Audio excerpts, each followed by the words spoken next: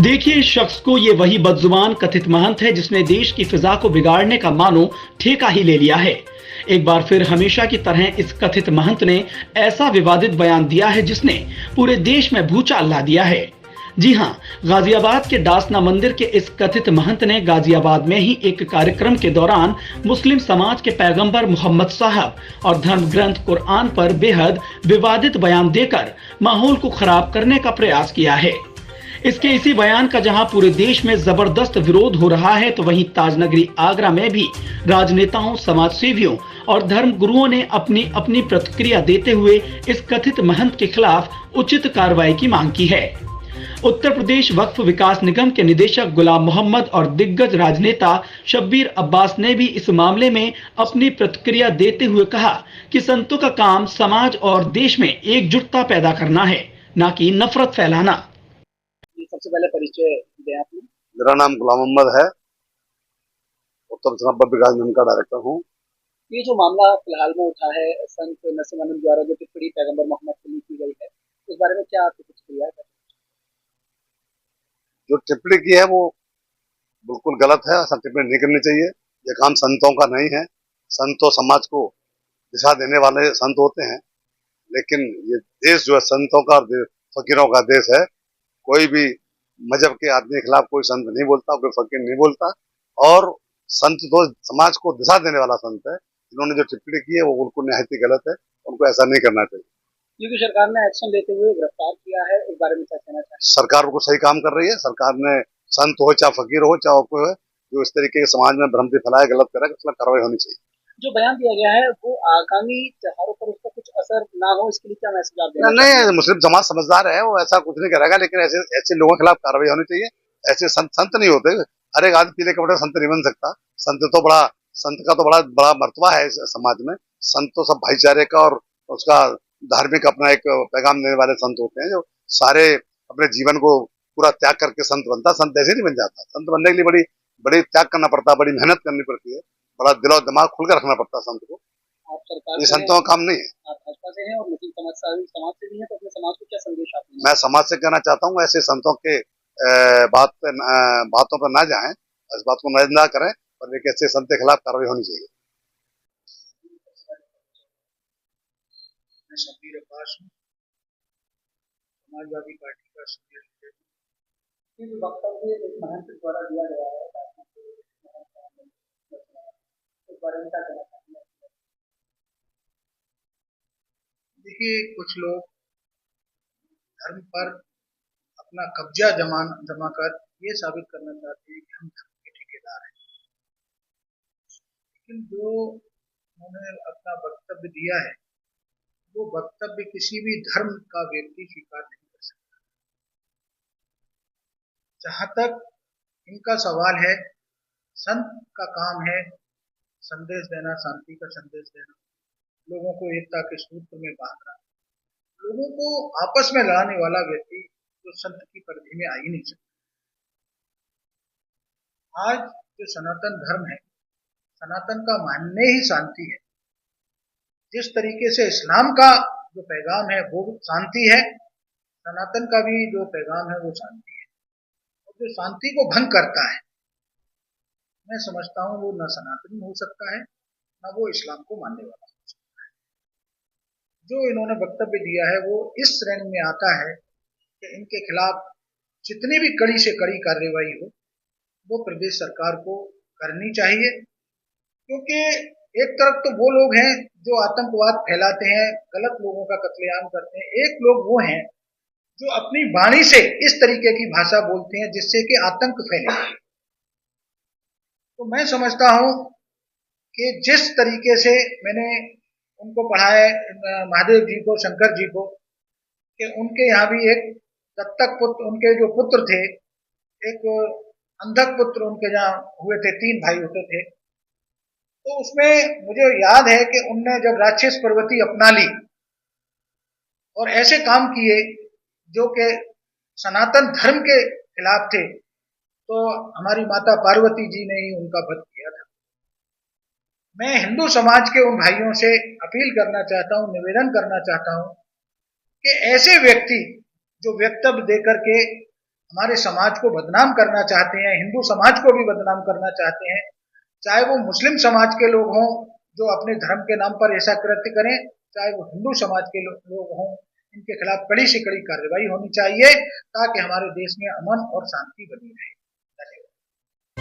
इस बेहद संवेदनशील मामले में भाजपा नेत्री और सशक्त पीली सेना की अध्यक्षा शबाना खंडेलवाल ने भी अपनी नाराजगी जाहिर की और कहा कि यति नरसिंहानंद हमेशा से अपनी गलत बयानी और घटिया टिप्पणियों से विवाद पैदा कर फिजा को बिगाड़ने का प्रयास करता रहता है।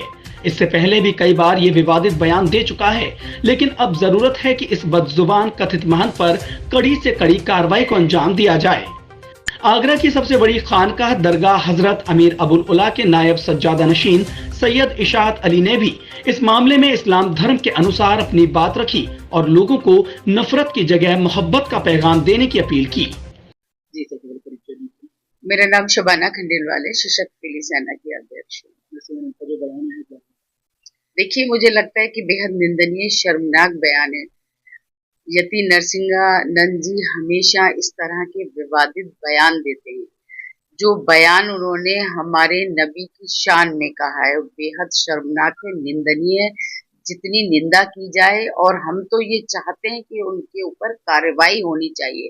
देखिए, चाहे भगवान हो, चाहे अल्लाह हो, चाहे हमारे पैगंबर हो, आपको ये अधिकार उनका अपमान करने का किसने दिया? जब तक इस तरह की चीजों को बढ़ावा मिलता रहेगा, वो कभी महिलाओं के लिए बहुत, उन्होंने इससे पहले एक बयान दिया था, भारतीय जनता पार्टी की महिलाओं के लिए अभद्र टिप्पणी की थी, उन्होंने गंदा बोला था उनके लिए। उससे पहले हमारे जो यहाँ के वो है मुख्यमंत्री जी, परम आदरणीय योगी आदित्यनाथ जी के लिए उन्होंने अपशब्द बोले। क्यों बोलना है? ना ये अधिकार मुसलमान को होना चाहिए, ना ये अधिकार हिंदू धर्म के लोगों को होना चाहिए कि किसी भी धर्म के खिलाफ आपत्तिजनक टिप्पणी करें। वो क्या जानते हैं नबी के लिए? नबी के नाम पर लोग मर मिटेंगे। यानी कि वो ये चाहते हैं कि हमारे देश में अमन चैन ना रहे, अमन चैन कायम ना हो पाए। ये हिंदुस्तान मोहब्बत की नगरी है, सुलह कुल की नगरी है। यहाँ मिठास होनी चाहिए। हमें राम भी प्यारा है और हमें मुसलमान भी प्यारा है, हमें कुरान भी प्यारा है। ना तो कुरान ये इजाजत देता है कि आप राम की शान में कुछ गुस्ताखी करें, और ना ही ये इजाजत वहां मिलती है कि आप नबी की शान में कुछ भी गुस्ताखी करें। तो मुझे लगता है कि सरकार को इस पे कड़ी कार्रवाई करनी चाहिए, इन चीजों को मद्देनजर रखते हुए, क्योंकि अभी दशहरा नजदीक है। उनके इस तरह से भड़काऊ बयान से हमारे मुल्क में आग लग सकती है, नफरतें पैदा हो सकती है। कोई भी ना समझ, बिना पढ़ा लिखा, या कोई मोहब्बत में आके, उनकी बातों में आके, उनका अंधभक्त किसी ने ये हरकत कर दी तो हिंदुस्तान जल उठेगा। और मैं नहीं समझती कि इस तरह की वारदातों को बढ़ावा देना चाहिए।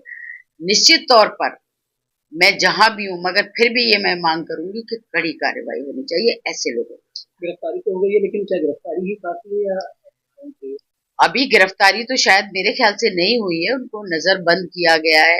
ये भी कह सकते हैं कि वो उनको सुरक्षित कर दिया गया है, क्योंकि मुसलमान इस बात पर भड़क उठे। निश्चित तौर पर ये अधिकार हमें भी नहीं है। अगर हम राम के खिलाफ बोलेंगे, हम भगवान शिव के खिलाफ बोलेंगे, तो वो सजा मुसलमानों के लिए भी होनी चाहिए। तो आप क्यों बोल रहे हैं? नबी के बारे में आप क्या जानते हैं?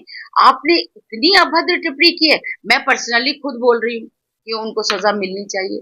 बाकी मुसलमान भी इसी तरह से, जो भी ईमान पसंद लोग हैं या हिंदू राम के पसंद करने वाले लोग हैं, वो यही कहेंगे कि सजा मिलनी चाहिए, कार्रवाई होनी चाहिए। ऐसा नहीं है कि हिंदुओं में सारे लोग बुरे हैं, खराब सोच रखते बहुत अच्छे लोग भी हैं, अच्छी विचारधाराओं वाले लोग हैं, और वो इसी बात को कहेंगे कि ऐसे लोगों की टिप्पणियों पर रोक लगनी चाहिए, कड़ी कार्रवाई होनी चाहिए। सबसे पहले परिचय से आऊज़ु बिल्लाहि मिनश शैतानिर रजीम, बिस्मिल्लाहिर रहमानिर रहीम, अस्सलामु अलैकुम व रहमतुल्लाहि व बरकातुहू। मैं सैयद इशात अली, नायब सज्जादा नशीन दरगाह हज़रत सैयदना शाह अमीर अबुल्लाह रहमतुल्लाह अलैह से मुखातिब हूँ। अल्हम्दुलिल्लाहि रब्बिल आलमीन, अल्लाह सारे जहानों का रब है। मोहम्मद सल्लल्लाहु अलैहि वसल्लम रहमतुल लिल आलमीन है। वो पूरे जहानों के लिए रहमत बनकर तशरीफ लाए। हमें अपनी ज़बान पर काबू रखना चाहिए और कुरान भी यही कहता है कि हम किसी दूसरे के लिए बुरे कलमात ना निकालें, और कुरान हमें हिदायत देता है कि हम किसी दूसरे धर्म के लोगों को भी बुरा ना कहें। उनकी जो अकीदा है, जो उनके मानने वाले हैं, उनके लिए एक दूसरे के लिए कोई बुरा अल्फाज इस्तेमाल ना करें। ये कुरान में साफ वाज़ेह किया गया है कि हमको हिदायत दी गई है कि हमको बाउंड किया गया है कि हम किसी के धर्म के लिए कोई बुरा ना कहें। दूसरे ये है कि अल्लाह ताला ने हमको कुरान में साफ समझाया है कि हमें दूसरे धर्मों का इज्जत करनी चाहिए। दूसरे धर्मों के बारे में हम भले ही उसको मानते हों ना मानते हों, लेकिन दूसरे लोग तो उस पर अकीदा रखते हैं और मानते हैं। हमें उसमें हम कौन होते हैं उनको इस बात को कहने के लिए कि वो उनको मानते हैं। हम हुजूर अकरम सल्लल्लाहु अलैहि वसल्लम हमारे आखिरी नबी हैं और हमारे लिए बाइज़ इज्जत और हमारी क़यामत तक उनके लिए हमारी मोहब्बत और शफकत और उनका रास्ता जो हमें दिखाया, हम उस पर चलते रहेंगे। और हुजूर अकरम सल्लल्लाहु अलैहि वसल्लम के बारे में जो लोग भी इस तरह के कलमात देते हैं, कुरान उसमें ये हिदायत देता है कि ऐसे कलमातों का इस्तेमाल किसी भी धर्म के लिए नहीं किया जाना चाहिए। लिहाजा हम सबको, चाहे वो उसमें दीन के मानने वाले हों,